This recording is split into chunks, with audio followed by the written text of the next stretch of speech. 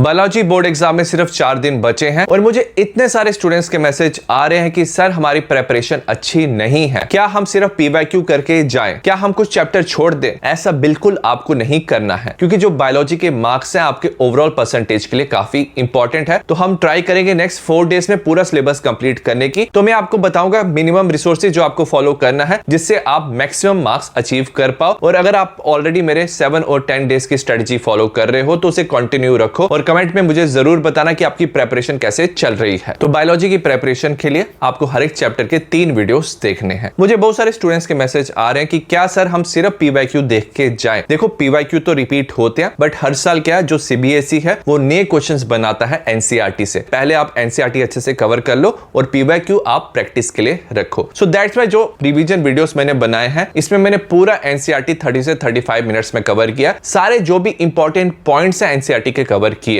और इसके जो रिवीजन नोट्स हैं आपको टेलीग्राम पे मिल जाएंगे।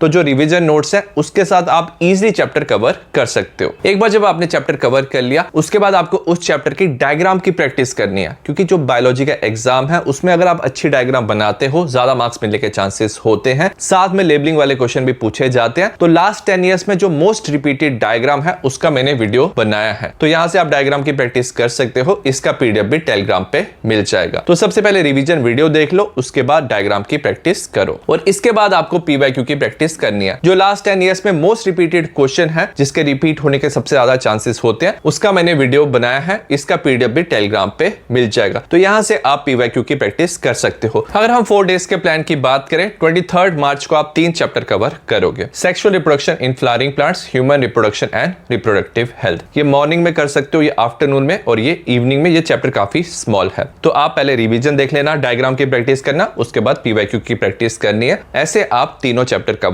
करोगे। सिमिलरली 24 मार्च को हम ये 3 चैप्टर कवर करेंगे। Principle of inheritance and variation, ये मॉर्निंग में कर लेना। आफ्टरनून में मॉलिक्यूलर बेसिस ऑफ इनहेरिटेंस। ये 2 चैप्टर काफी बड़े हैं, सो दैट्स व्हाई इसके साथ मैंने इकोसिस्टम चैप्टर रखा। काफी ये स्मॉल चैप्टर है। ये तीनों चैप्टर आप इजिली एक दिन में कवर कर सकते हो। तो रिवीजन, डायग्राम और पीवाईक्यू की आपको प्रैक्टिस करनी है। उसके बाद 25 मार्च को हम 3 चैप्टर कवर करेंगे। Biotechnology principle and processes, biotechnology and its application, human health and disease. तो ये मॉर्निंग, ये आफ्टरनून, ये इवनिंग में आप कवर करोगे। 26 मार्च को हम 4 चैप्टर कवर करेंगे। एवोल्यूशन थोड़ा बड़ा चैप्टर है, बाकी ये जो 3 चैप्टर है काफी स्मॉल चैप्टर है। तो एक साथ आप ये चारों चैप्टर कवर कर सकते हो एक दिन में। तो इसमें microbes in human welfare, organism and population, biodiversity and conservation. तो ये 4 चैप्टर 26 मार्च को आप कवर करोगे। तो इसमें आपको पहले रिवीजन वीडियो, डायग्राम देखनी है और पीवाईक्यू की प्रैक्टिस करनी है। एक बार सिलेबस कंप्लीट करने के बाद एक्स्ट्रा प्रैक्टिस के लिए आप मेरी प्रैक्टिस बायोलॉजी की प्लेलिस्ट फॉलो कर सकते हो। बहुत सारे स्टूडेंट्स को ना एमसीक्यू में प्रॉब्लम आती है, सो दैट्स व्हाई मैंने यहाँ पे बहुत सारे एमसीक्यू के वीडियो बनाए हैं। तो आपको यहाँ पे 150 प्लस एमसीक्यू 2024 में जो एमसीक्यू आए थे उसका वीडियो बनाया, 2025 में जो एमसीक्यू आए थे बोर्ड एग्जाम में उसका वीडियो बनाया। साथ में आपको एमसीक्यू टेस्ट 1, 2 बाकी भी मिलेंगे। तो यहाँ से आप एमसीक्यू की प्रैक्टिस कर सकते हो। साथ में सैंपल पेपर जो सीबीएसई ने रिलीज किया था, ऑफिशियल सैंपल पेपर, उसका मैंने वीडियो बनाया। गेस्ट पेपर भी मैं जल्द लाऊंगा, तो यहाँ से सैंपल पेपर, गेस्ट पेपर की भी आप प्रैक्टिस कर सकते हो। साथ में मैंने शॉर्ट वीडियोस बनाए हैं जहां से आप बाकी वेरियस टॉपिक्स भी रिवाइज कर सकते हो, जैसे pedigree analysis, all abbreviation, scientist के नाम, टॉप 15 न्यूमेरिकल। इसमें जैसे हार्डी-वेनबर्ग प्रिंसिपल का फ्रीक्वेंसी पूछा जाता है, तो इसमें आपको डिफरेंट क्वेश्चन मिल जाएंगे। न्यूक्लियोटाइड का क्वेश्चन आता है वो मिल जाएगा। इंपॉर्टेंट डेफिनेशन, डिफरेंस के आपको वीडियोस मिल जाएंगे। और अगर आपके पास कम टाइम है तो एटलीस्ट ये वीडियो की प्रैक्टिस कर लेना। 40 एमसीक्यू जो 2024 में आए थे, 70 एमसीक्यू 2025 में आए थे एमसीक्यू टेस्ट, और साथ में गेस्ट पेपर, इतने की एटलीस्ट आप प्रैक्टिस कर लेना। तो एक बार सिलेबस कंप्लीट करने के बाद अगर आप ये प्रैक्टिस कर लोगे तो बायोलॉजी आपका अच्छे से कंप्लीट हो जाएगा और डेफिनेटली आपका जो कॉन्फिडेंस है वो इंक्रीज होगा। देखो नेक्स्ट 4 डेज का प्लान तो क्लियर है। अब आपको हार्डवर्क और डेडिकेशन से पढ़ाई करनी है। अगर आपने नेक्स्ट 4 डेज बिल्कुल अच्छे से पढ़ाई की तो डेफिनेटली आप बायोलॉजी में सिलेबस कंप्लीट कर पाओगे और आपका जो बोर्ड एग्जाम है काफी अच्छा जाएगा। All the best.